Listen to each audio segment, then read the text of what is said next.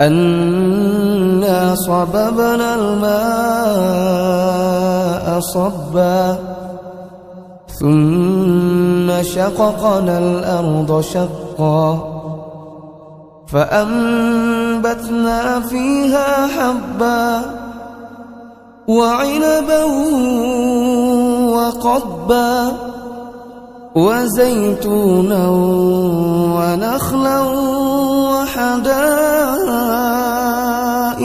غلبا وفاكهة وأبا متاعا لكم ولأنعامكم. Assalamualaikum warahmatullahi wabarakatuh. Ketemu lagi dengan channel Tepi Laut. Kali ini kita berada di Masjidil Nabawi, di mana di kubah hijau tersebut adalah rumah Aisyah radhiyallahu an, di mana Rasulullah sallallahu alaihi wasallam meninggal di rumah tersebut. Kemudian di situ juga terdapat kuburan dari ayah Aisyah, yaitu Abu Bakar As-Siddiq, serta ada juga Umar bin Khattab yang meminta izin kepada Ibunda Aisyah saat menjelang kematian beliau. Di dekat sana itu ada pintu 37. Jadi biasanya di sana ada kantor kecil yang biasa membagikan buku gratis untuk berbagai negara. Jadi kalau kita ke sana tinggal bilang kita dari Indonesia, maka akan diberikan buku-buku dengan terjemahan bahasa Indonesia. Namun saat kita ke sana memang posisinya kantornya lagi tutup, jadi kita tidak bisa request untuk free booknya. Jadi sekarang itu jamaah umroh itu cukup banyak sekali berdatangan, dikarenakan memang dahulu memang tertahan karena COVID. Jadi sekarang seolah-olah itu seperti membanjiri di kota Madinah maupun kota Mekah, baik jamaah untuk umroh. Dan tampil di depan itu adalah jalan menuju Raudhah, serta jalan menuju ke melewati dari makam Rasulullah Sallallahu Alaihi Wasallam. Untuk memasuki area Raudhah itu memerlukan satu aplikasi yang izinnya itu full otoritas dari pemerintah Saudi. Aplikasinya bernama Nusuk, jadi silakan browsing. Dan biasanya dari travelnya dia biasanya sudah melakukan pendaftaran massal terhadap peserta dari umroh sendiri.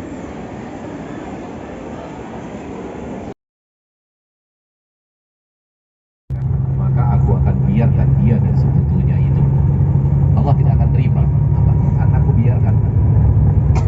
Allah berfirman dalam Al-Quran surah Al-Bayyinah, wa ma umiru illa liya'budullaha mukhlishina lahud-din hunafa'a wa yuqimus shalah wa yu'tuz zakah wa dzalika dinul qayyimah.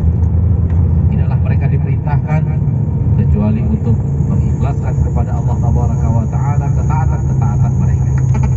Tidaklah mereka diperintahkan kecuali mengikhlaskan kepada Allah Subhanahu wa Ta'ala. Jadi ini dua syarat untuk diterimanya amal.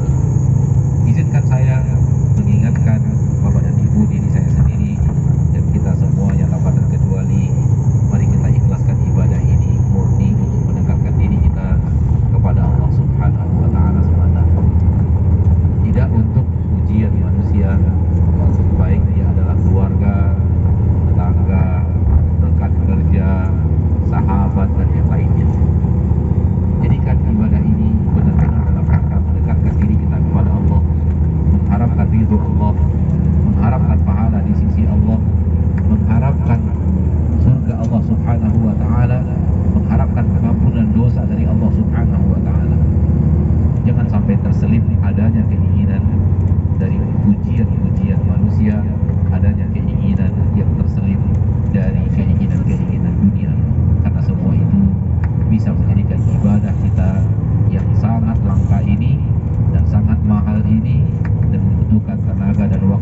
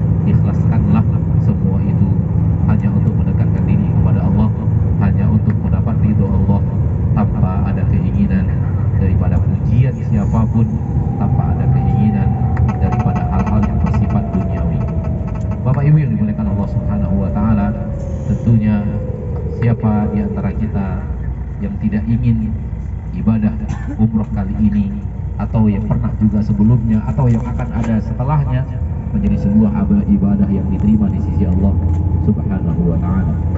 Ibadah umroh dan haji adalah ibadah yang lengkap. Ya, lengkap.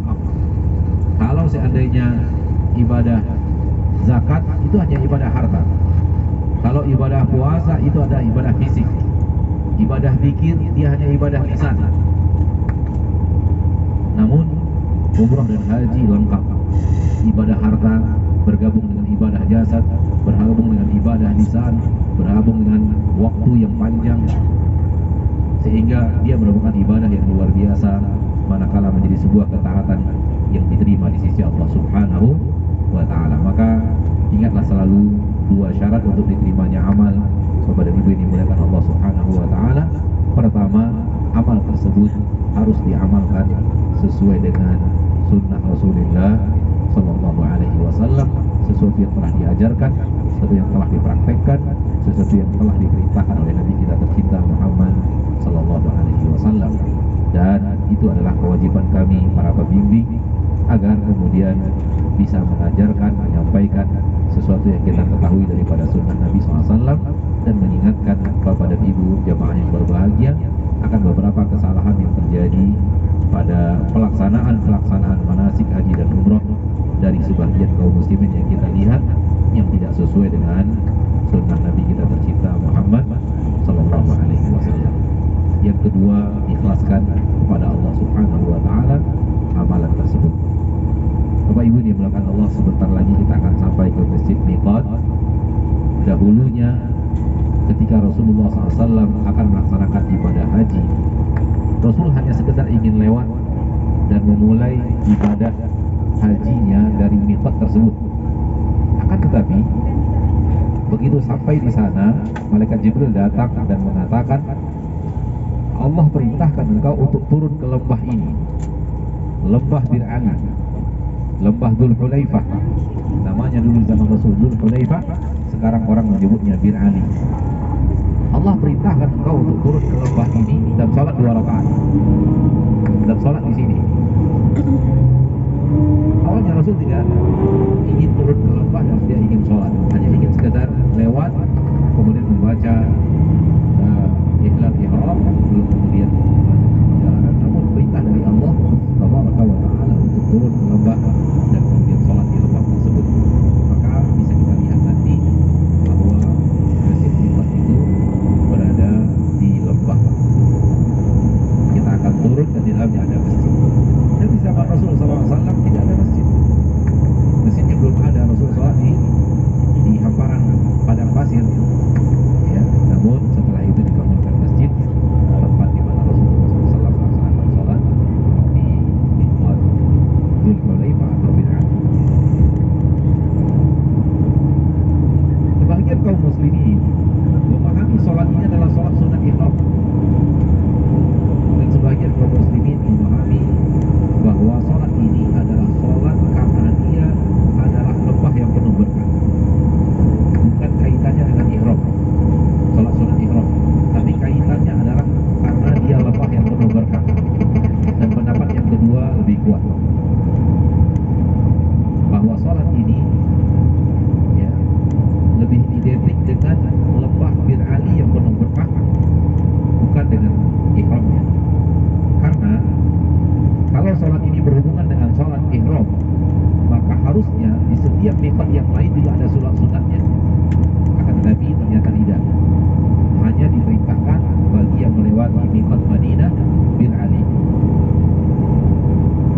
Oleh karena itu, dia lebih identik dengan berkahnya lembah Bir Ali dibanding dia tergabung dengan kaifiyat sholat sunat ihram. Terjadi lagi kesalahan yang terjadi yang kita lihat sebagian kaum muslimin karena memahami dia sholat sunat ihram, mereka akhirnya mengerjakannya di hotel. Kata mereka, daripada saya tadi turun di Bir Ali, padat, susah, ramai, apalagi musim haji, ada kemungkinan juga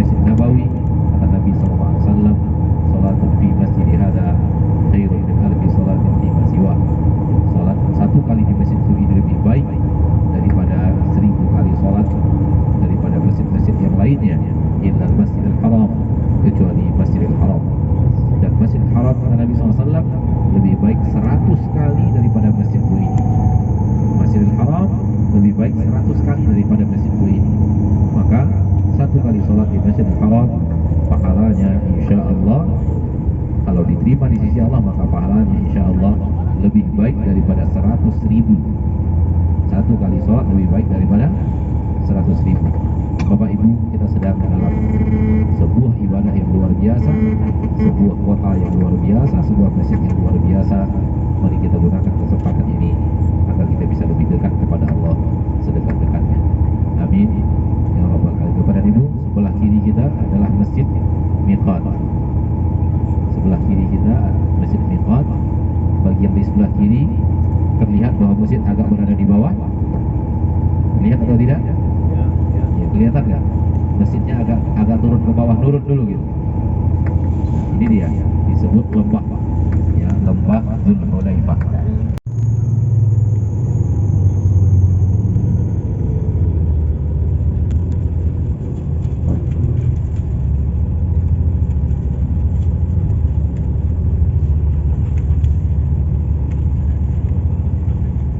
Oleh karena itu saya ingatkan kembali, kalau nanti bus kita sudah parkir, tolong diingat identitas bus kita, tempat parkirnya, dan ketika kita masuk masjid, ingat-ingat jangan keluar dan jalan kembali ke busnya.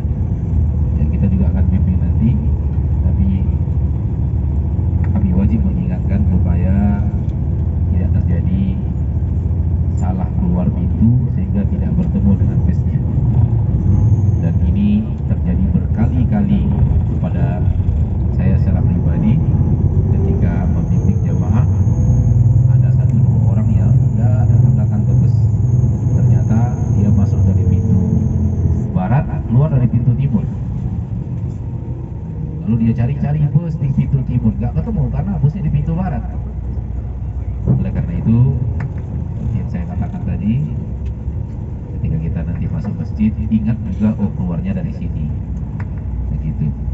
Semua itu untuk kebaikan kita insyaallah ta'ala, agar kemudian kita bisa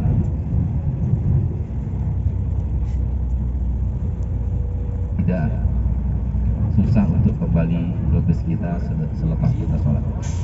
Allahumma labbaik labbaik la syarika laka labbaik innal hamda wan ni'mata